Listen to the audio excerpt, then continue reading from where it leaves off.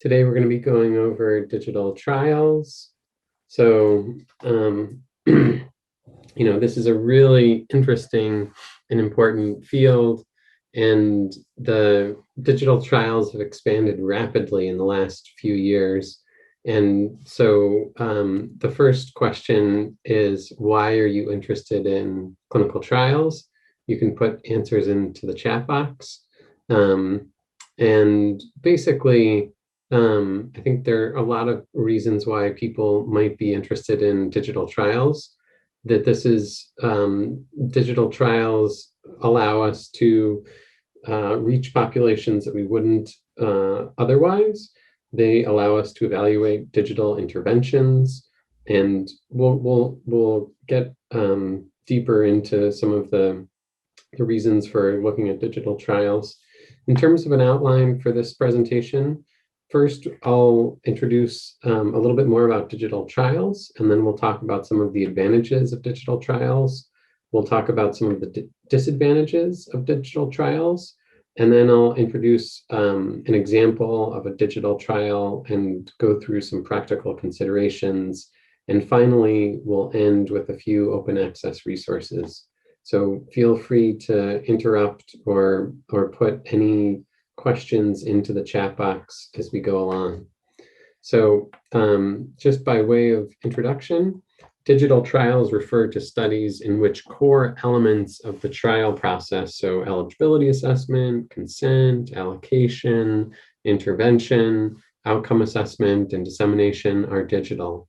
And COVID-19, as I mentioned before, has really driven many trials towards digital methods. Digital trials include a broad range of things. This could be an in silico trial, and that's using big data to estimate effectiveness. Or it could be a decentralized testing trial, an mHealth intervention. There's really a broad range of digital trials. And so now I'd like to show a quick video. And this is basically, this is from Goldman Sachs, and it talks a little bit about what are some of the key issues related to digital trials. So I'm going to screen share again. Can you guys see can you see this? Yes. Thanks. Okay. Percent of drugs fail in clinical trials, and it can take up to 10 years to get a drug over the FDA finish line and actually approved. There is broader adoption of technologies like artificial intelligence, like big data analytics. There can be a significant reduction in the overall cost of running a clinical trial and getting a drug approved.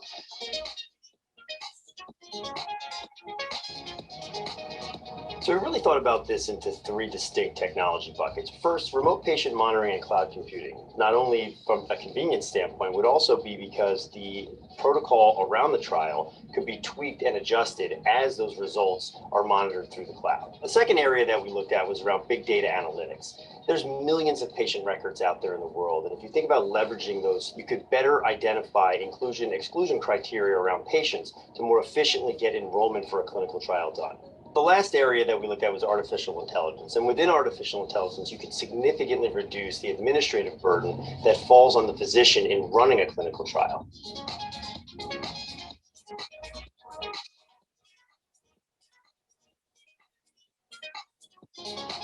Another area that we think is emerging because of these technologies is in silico trials. So this would actually be where there's no humans actually involved in a clinical trial, and you're just leveraging software and previous results from other individuals in order to make determinations around the efficacy of a drug. So not surprisingly, given the size of the opportunity that exists within drug development and clinical trials specifically, we have seen some of the larger tech companies start to pay more attention. Just given the innovation that exists within drug development, we would expect these companies to continue to play a major role. So what are some of the advantages of digital trials? We talked about a few of these already. Reaching marginalized groups who don't go to the clinic, the potential to reach rural individuals, people with disabilities, and others that would less frequently attend a clinic. In addition, digital trials can evaluate digital interventions, so where the intervention itself is not tethered to the clinic, is not tethered to an in-person interaction. And this also creates new opportunities for co-creation with the public. And by co-creation, I mean the researcher and the public working together to develop the intervention. And then as the Goldman Sachs video just pointed out, decentralized remote monitoring, this is another opportunity and sort of an advantage of digital trials. So at the same time, there are some risks, some problems, ethical issues, concerns. Feel free to write your answer in the chat box. What do you think of as some of the problems of digital trials, and how do we overcome these? So the digital trials have many disadvantages that need to be considered. First, there's the digital divide, that many people cannot access the internet. And then even among those who do, they might not be savvy enough to enroll in a study. And some people won't use mobile phone applications. They won't use digital interventions that are the focus of these kinds of trials.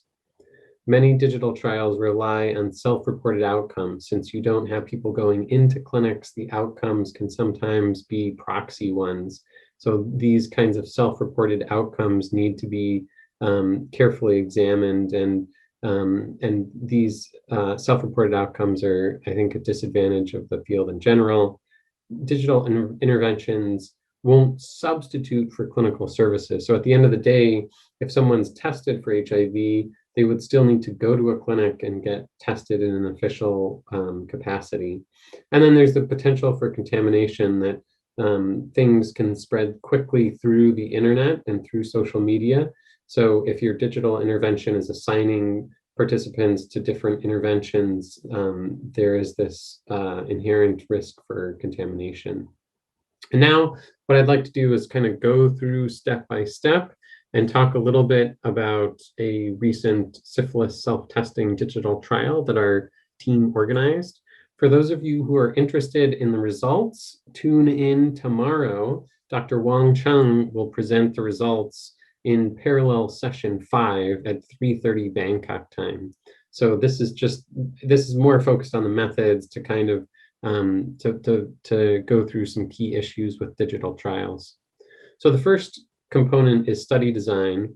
And in this study, we had 3 different arms. So people were randomized online to either get the standard of care, and this involved a WeChat message encouraging people to get tested at a facility-based testing center. So the facility, they wouldn't have to pay any money to get tested, but they would have to figure out what time to go and show up and all those sorts of things.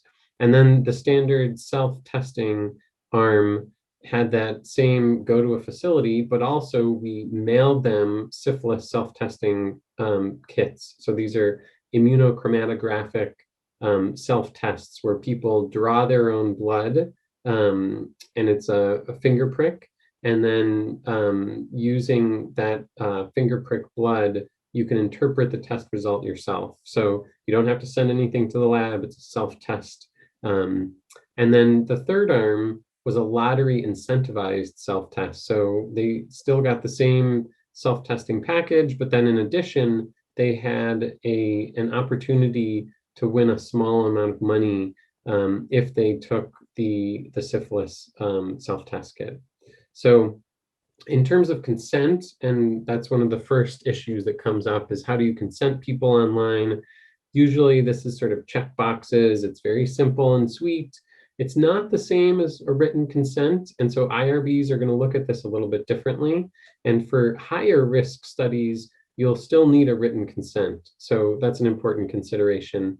You can often do video consent forms or have a video format to provide more detailed information. And then you should consider using CAPTCHA or similar tools to confirm that these are human participants.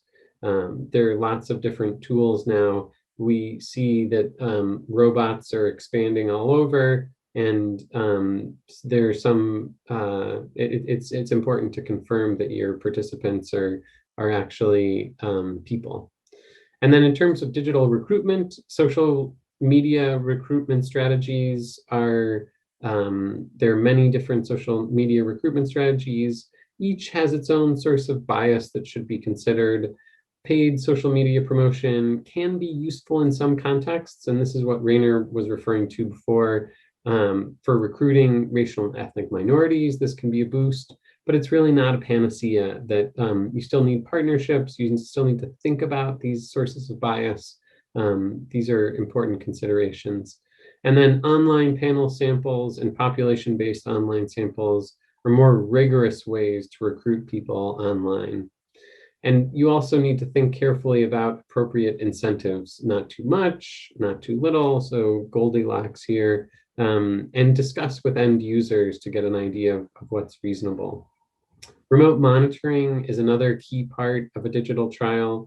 You can use self-collection, and with self-collection, that's where you take your own specimen and then you mail it to a lab. The lab does the processing. They tell you the test results. So both self-collection and self-testing can provide interventions for remote monitoring. And basically, kits are sent to participants, and then in the case of self-collection, they mail back the specimen.